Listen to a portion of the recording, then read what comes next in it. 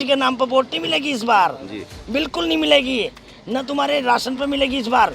एक महीना जो राशन बांटते हो, इस बार घर घर जाओगे ना, आपको हेलमेट पहन के जाना, बता रही हूँ मैं। इस बार हाल जनता बहुत बुरा हाल करने वाली है। तो कह रहा हूँ उसको वोट मांगने आए ना, ऐसा उसको जूते मारो डाले, जब समाधान ही नहीं करवा पाते 5-5 सालों से। स्वच्छ भारत मोदी जी वाला है, कौन सा वाला स्वच्छ भारत है, या उत्तराखंड के धामी वाला स्वच्छ भारत है? तो मैं पूछना चाहती हूँ, अगर स्वच्छ भारत ये है तो असली स्वच्छ भारत कैसा है? अब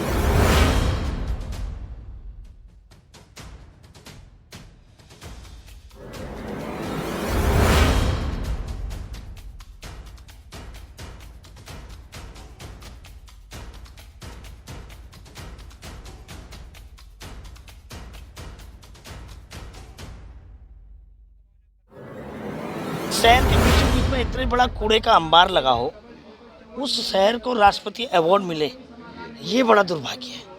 हालांकि मैं सवाल राष्ट्रपति पर नहीं कर रही हूँ, मगर राष्ट्रपति जी के पास जिसने भी भेजा होगा शहर का नाम, उनको दंड देना चाहिए। जिस शहर में इतनी गंदगी हो, उसको तुम राष्ट्रपति अवार्ड दिलवा रहे हो? अरे किस चीज़ का राष्ट्रपति अवार्ड है? सबसे बड़े ऊंचे कूड़ेदान का है या सबसे स्वच्छ का है?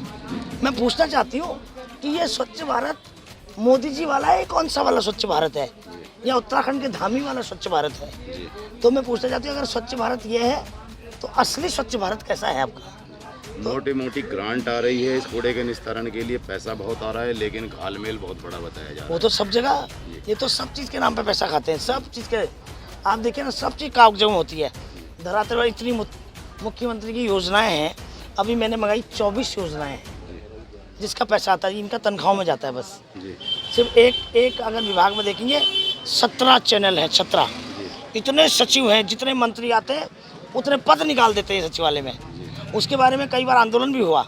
अभी भी आप देखिए, एक विभाग के 17 सचिवालय में पोस्ट है, 17। सही एक आदमी बैठता है, उनके पास फाइल भी, एक नाम के अधिकारी, बस सब उनकी तनख्वाहों में गया उत्तराखंड का पैसा। कहीं कोई विकास नहीं। आप देखिए, तमाम हरिद्वार के अंदर बाढ़ आई है, आप रुड़की शहर डूबा हुआ है, नदी नालों के नाम पर पैसा आता है। 200 मीटर सड़क का 75 लाख रुपए नाली का खर्चा आया, और वो नाली का रास्ता है ही नहीं। इतने रुड़की से मुझे फ़ोन आते हैं, मगर मेरे साथ क्या है कि 14 विधानसभाएं हैं, मुझे सब जगह भागना है, जो बहुत इमरजेंसी वाला मैटर है। यहाँ से मुझे कई दिन से फ़ोन आ रहा था कि आप यहाँ से लोकसभा लड़ रही हैं, आप हमारी समस्या सुनिए, क्योंकि हम बुजुर्ग लोग हैं, हम बीमार पड़ रहे हैं, हमें भाई इतनी गंदी सांस लेंगे आप। अभी देखने में आ रहा है कि आपको भी सांस लेने में परेशानी हो रही है। हाँ। लेकिन जो बुजुर्ग लोग यहाँ पर हैं, एक एक करके जान गंवानी पड़ रही है, और ये मतदाता हैं। हाँ। ये वही मतदाता हैं जिन्होंने मंत्री बनाए यहाँ के। इसीलिए कह रही हूँ ना, मोदी जी के नाम पर वोट नहीं मिलेगी इस बार जी। बिल्कुल नहीं मिलेगी। न तुम्हारे राशन पे मिलेगी इस बार।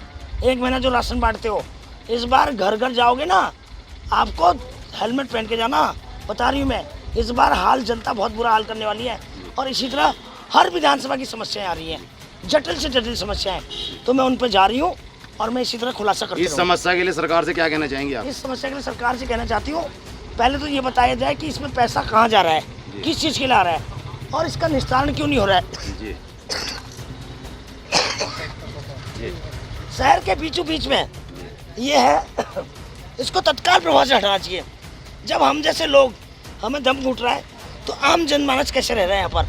ये बड़ा ही खराब है, और धामी इसको तत्काल प्रभाव से संज्ञान में ले, और किसी ऐसी जगह पर जहाँ आबादी ना हो, वहाँ ट्रांजिट क्षेत्र बनाओ, वहाँ कूड़ा घर बनाओ, जंगल एरिया में बना लो, फॉरेस्ट से लीज पे ले लो। अरे आदमी को क्यों मार रहे हो भाई? कोई करंट से मार दो, कोई भूस्खलन से मार दो, कोई पुल तोड़ के मार दो, कोई गंदगी से मार दो। अरे मारने में तो लोगे क्या उत्तराखंड की जनता को? कब तक मारोगे, कब तक, ये बताओ। तो कह रहा हूँ उसको वोट मांगने आए ना, ऐसा उसको जूते मारो डाले, जब समाधान ही नहीं करवा पाते 5-5 सालों से। चुनाव आ रहे हैं फिर। हाँ, आ रहे हैं वो, फिर उसका मुद्दा लेके आ जाएंगे।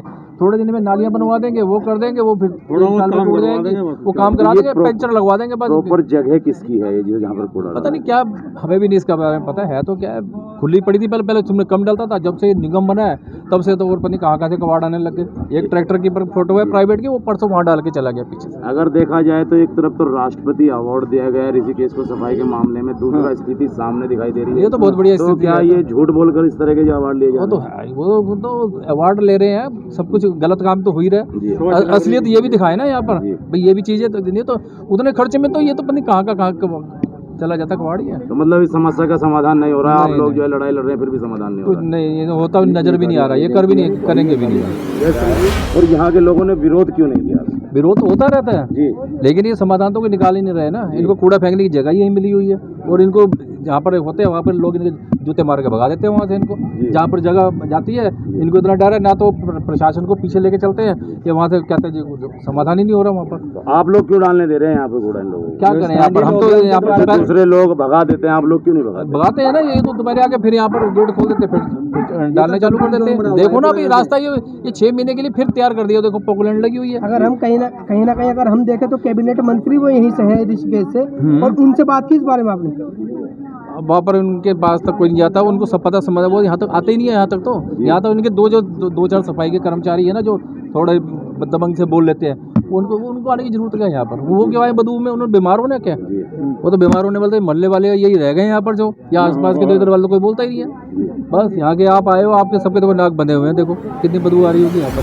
मेरा मकान बिल्कुल कूड़े घर में है और यहाँ की स्थिति यह है कि हर घर में एक बीमार मिलेगा। आप मेरे साथ चलिए, ये भी आई है हमारे साथ आंटी, ये इनकी तबीयत भी ख़राब रहती है, मैं बुला के ला बड़ी मुश्किल, ठीक है।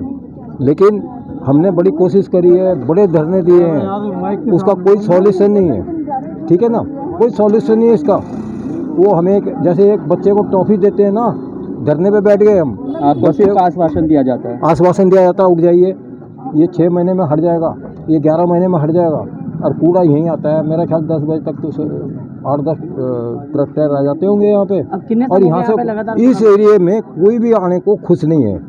इसमें कम से मेरी बात सुनिए आप पहले, इसमें कम से कम मैं समझता हूँ कि यहाँ हम बैठ करके बच्चे खेला करते थे, चारपाई बिछा के बैठा करते थे, शाम के टाइम में बड़े आराम से रहते थे। और उसके बाद हुआ क्या कि यहाँ पे ये स्थिति बन गई, इस रोड से कोई निकलना पसंद नहीं करता, कोई नहीं करता पसंद यहाँ से। वो कहते हैं कि बहुत अभिशाप है।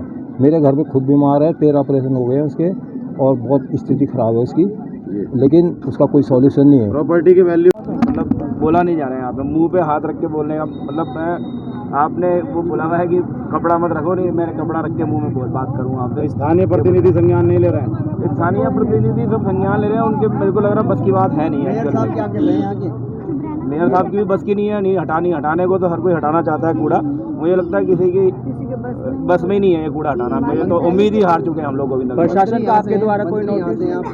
कैबिनेट मंत्री हैं प्रेमचंद अग्रवाल जी, प्रेमचंद अग्रवाल जी से भी उम्मीदें हैं, देखो अब कब हटता है, कब तक उम्मीद हटेगा, कुछ कह नहीं सकते। मतलब समस्या का समाधान समस्या का कोई समाधान नहीं।